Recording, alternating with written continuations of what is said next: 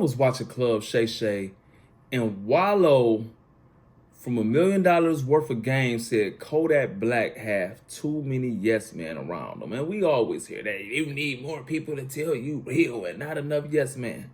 Let me tell you something, man.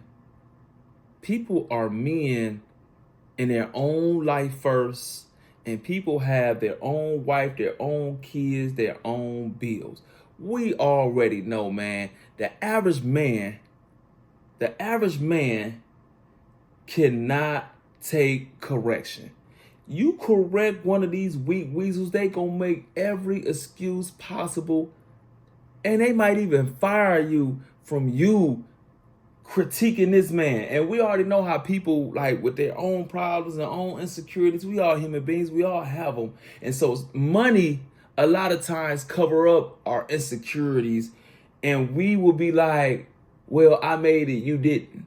And we look at made it as a financial thing or like a popularity thing.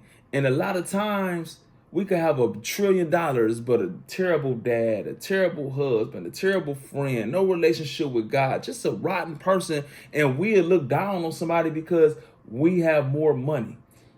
And so that's already an arrogance that cover up a lot of our BS. A lot of times money put perfume on Dookie. And so you as a man who have your own wife, your own kids, your own bills, this is just your job. I am your road manager. I am your manager. I'm your publicist. I am your lawyer. And I know if I confront this other man who not my brother, who not my sister, who really not my friend, I am his employee. And I go and try to correct the person who don't want to be corrected, or try to make sense to a person who don't want to be made sense to. And this man fired me, and I got a mortgage, a car note, and my own wife and my own kid. And now my kid got to get taken out of the school I done paid for, and I got to like scramble for rent now because I'm trying to correct somebody who don't want to be corrected. Man, Wallo, unlame yourself, bro. Unlame yourself. I am this guy employee. And we already deal with enough uncorrectable people, bro. And so it ain't about them not being real friends and being not yes man. Hey man, I am his employee, man. My wife come first. My kids come first. And so if this what he want to do, I know it's wrong. And me trying to tell him right from wrong and all that, and I lose my livelihood, man. Come on, man. Why? What about my wife? What about my kids?